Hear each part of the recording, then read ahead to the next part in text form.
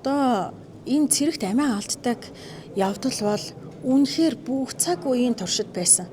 Өчнөө одоо та нар санаж байна уу, заргийн өндрөө юу хийхэд дээр хэдэн жилийн өмнө нэлээс сонсгол хийсэн шүү дээ. Тэгэхэд хичнээн хүмүүс ирж хичнээн сайхан эрүүл саруул тэ энэ гэрийнхаа одоо сайхан үр хүүхдүүдийг алдсан тухай яаж яргалуулж исэн тухай өчнөө энэ одоо нулимс урссан биз дээ.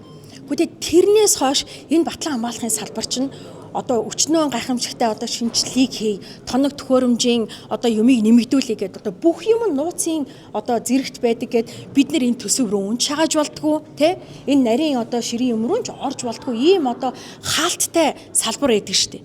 Гэхдээ энэ хаалттай гэдгийн хүрээнд энэ Монгол улсын ирчүүдийг ирээдүйд тий аав болох, эр хүн болох тийм үү энэ эх орноо хамгаалах энэ улсын иргэн болж өчнөө олон тий одоо нийгмийн даатгалын шимтгэлээс ахуулаад өчнөө гайхамшигтай амьдрал зохион байгуулад тий энэ Монгол улсын хүн амд хувь нэмрээ оруулж эцэг эхийнхээ төрүүлж өсгсөн эцэг эхийнхээ ачийг хариулах хүүгүүдийг ингээд жилээс жилд алаад ээжэж өнөөдөр та нар ерөнхий сайдын байр суурийг харал та.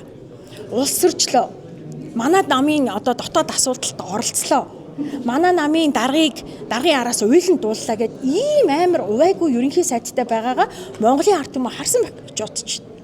Өнөөдөр та нар одоо энэ амиа алдсан хүний одоо энэ ээжтэй очиод уулзах юм бол хэлэх үгүй нулимс нь одоо бүр тий нулимсан далаад живж байгаа шүү дээ. Нулимс бол юу ч биш. Энэ хүний цаашдын амьдрал яах вэ? Төрүүлж өсгөөд 19 жил хүн болох гэж энэ хүний хөдөлмөр ямар вэ? Тий хэдэн жил нойргүй хоонж араас нь явуулчаад араас нь ингээд те ив ирүүл сав саруул хүүгээ эмчийн үзлэгт оруулаад ирүүл гэдг нь магадлагдан батлагдаад тэгээд тэнцээд аваа явж байгаа эцэст. Гэхдээ тэгээд ингээд энэ хүүхдийг алдсан биш. Тэгээд ингээд энэ хүүхдийг алдсан байна гэдэг чинь энэ салбарт ямар ч хариуцлага хяналт байхгүй байгаагийн л хамгийн тод жишээ байхгүй юу? Хэрвээ хяналттай байсан бол сайд нь те чиг үүргээ зөв тавьж эннийхэн дагуу салбар одоо энэ застав болгон дээр те энэ анги болгон дээр хүмүүс нь хариуцлагатай хяналтайгаар ажил үүргээ биелүүлдэг байсан бол өнөөдөр хүний амнаас эрсдэхгүй тэр өвтгийл хүний эрүүл мэнд ч модохгүй. Гэтэл өнөөдөр ерөнхий сайд юу яриа сууж байгаа юм? Би одоо эднэрт ингээд те энэ камер юм ингэж ажилуулах ийм чиглэл өгнө. Одоо яхаараа чиглэл өгд юм бэ? Энэ сайд чинь бүхэл бүтэн энэ засгийн газар хүртэл улираад ажиллаа авсан шүү дээ. Шүн дөлөөр ямар сүр найртай те жагсаал юм хийгээд үлээвэр найрал хөгжмийн те тоглуулад өөрийгөө дахин одоо улиран сонгогдсон улиран одоо томилогдсон ажлаа хүлээж авлаа. Ийм нөгөө одоо юу гэдгийг нөгөө сүржин эхэлж даржин дуусч те нөгөө ийм үзүүлэн тоглолт хийхдээ сайн мөртлөө хүний амнаас одоо эрсдээд одоо ингээд энд тэнд ингэсэн байна. Дахиад хаана нэгтээ бас хүний амнаас яригадаад байна. Эдгээр ингээд салбартаа нуучдаг байгаа байхгүй.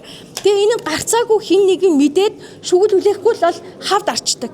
Тэгээ тэр нөгөө ар гэрийг нь ингээд бас ямар нэгэн байдлаар зохицуулцдаг. Эсвэл айлгаад эсвэл ямар нэгэн хүчин зүйлээр тэ ингээд өнгөрчдөг. Гэхдээ ингэсээр байтал чин энэ өөрөө салбар чин цаашдаа энд одоо явуулах, үр хүүхдээ явуулах, ир нөхрөө явуулах, хүүгээ явуулах, дүүгээ явуулах хүмүүсийн тоо цөөрч шин.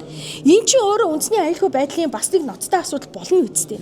Бид ийм юм болоод яжхад ийм увайгүй тэнэг мунхаг юм яриа сууж идэг ерөнхий сайдтай байгаа да үнэхээр гутарж байна. Тэр энэ дээр бол одоо эргэж дор бүрнээ өөрсдийнхөө дуу хоолойг илэрхийлээсэ.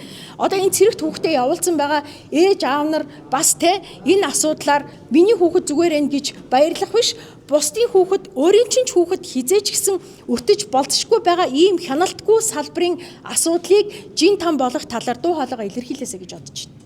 За